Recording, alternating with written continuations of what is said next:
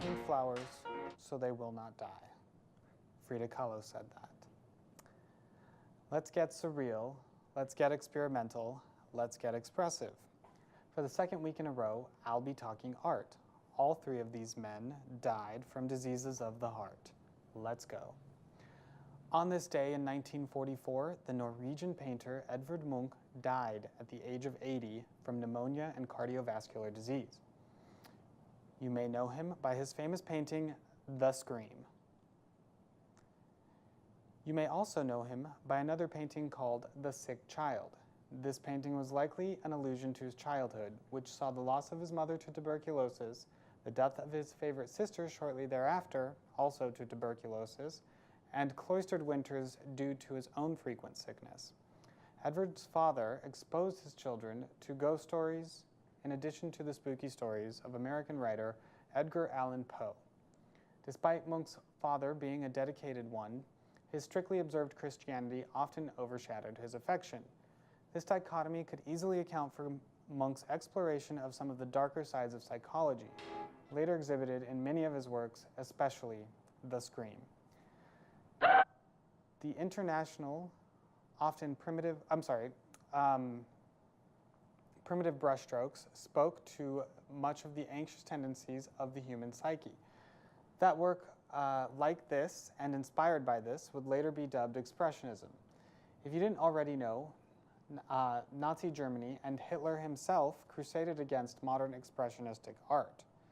Hitler announced in 1937, "For all we care, those prehistoric, Stone Age, cultural barbarians and art stutterers can return to caves of their ancestors and they can apply their primitive and international scratching."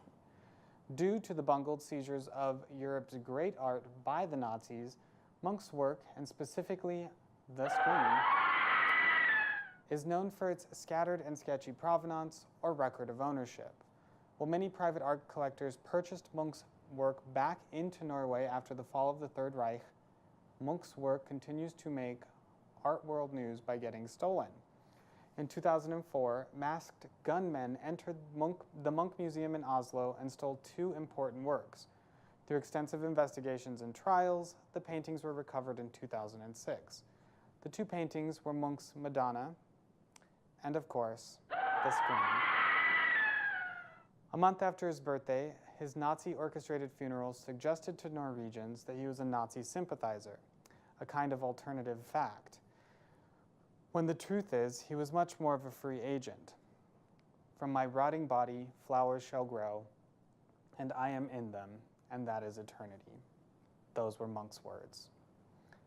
On this day, in 1986, West German avant-garde artist and theorist Joseph Beuys died at the age of 64 from heart failure. Beuys' extensive body of work principally comprises four domains: works of art in a traditional sense, meaning painting and drawing and sculpture and installations, performance, contributions to theory and art and academic teaching, and social and political activities. He was considered a member of the Fluxus movement, which was characterized by its happenings. A happening was a non-conventional performance similar to theater, while simultaneously abandoning many of theater's conventions. Happenings are where performance art took place. Other famous Fluxus or happening artists include Yoko Ono and Nam June Paik. One of the standout themes in Beuys' work was that of the artist as a shaman. Beuys thought that our vision of the world needed to be extended to encompass all of the invisible energies with which he thought we had lost contact.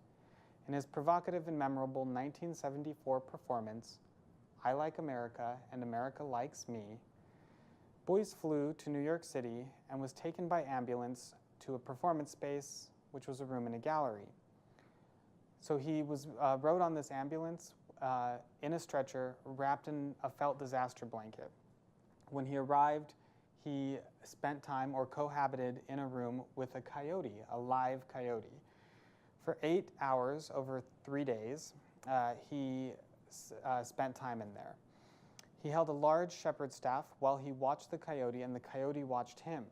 The coyote eventually shredded the disaster blanket to pieces. The performance required the adjustment of elements as the relationship between the two living subjects unfolded. This idea was very new to art at the time. So can you see how the interactions between Buys and the coyote shed light on some of those invisible forces Buys might have been talking about? At the end of the 3 days, Buys hugged the coyote that had grown tolerant of him and was taken to the airport. Again, he rode in a veiled ambulance, leaving America without ever having set foot on the ground. As Buys later explained, I wanted to isolate myself and insulate myself and see nothing of America other than the coyote. On this day, in 1989, extra famous surrealist artist Salvador Dali died at the age of 82. I'm feeling a little uninspired to educate you all on the Walt Disney of surrealist art, so here's a Salvador Dali animation that he made in collaboration with the Walt Disney Studio. Enjoy, and that was Sean Sees Dead People. See you next week.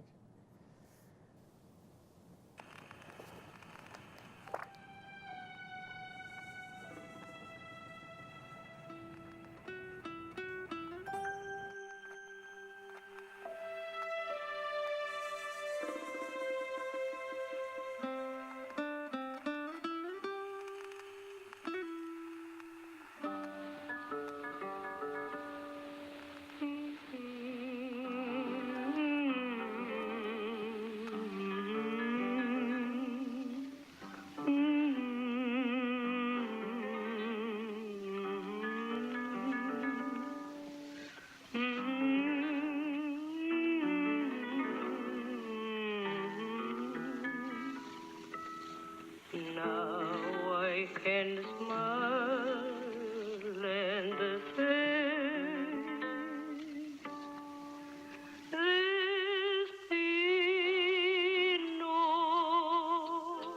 my heart was sad and lonely, and knowing that you only could bring my love to me.